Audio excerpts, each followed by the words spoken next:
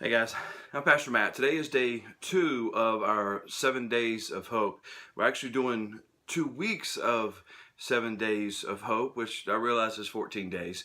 But there's 2 studies, 2 daily devotionals in the YouVersion app or Bible.com. Either way, you can find it there. And one of them is part 1 and one of them is part 2. So today's day 2 of part 1 of 7 days of hope. Yesterday's daily devotional was kind of a introduction. It just kind of laid out the foundations for the story that the woman was going to tell moving forward. But she did end with a very powerful verse. Romans 8:28 says, "For all things work together for good for those who love God." It's not saying that everything is going to be great, that every day is going to be peaches and roses, but they are saying that at the end, everything that we encounter, everything we go through works together for good. Today, she shared more details about that birth and the moment that she found out that her son had some really pretty extreme birth defects.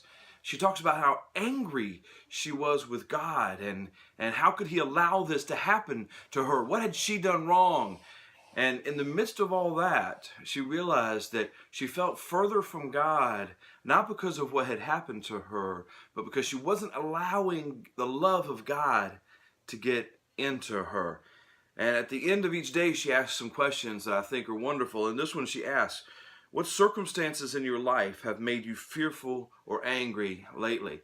I would encourage you to read the questions at the end of the devotional.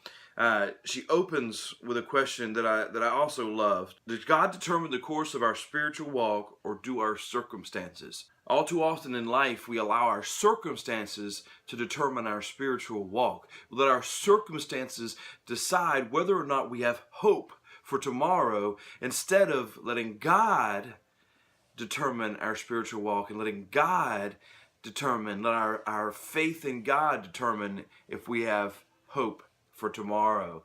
So I encourage you, read day 1 and day 2. Join me tomorrow. I'll look at day 3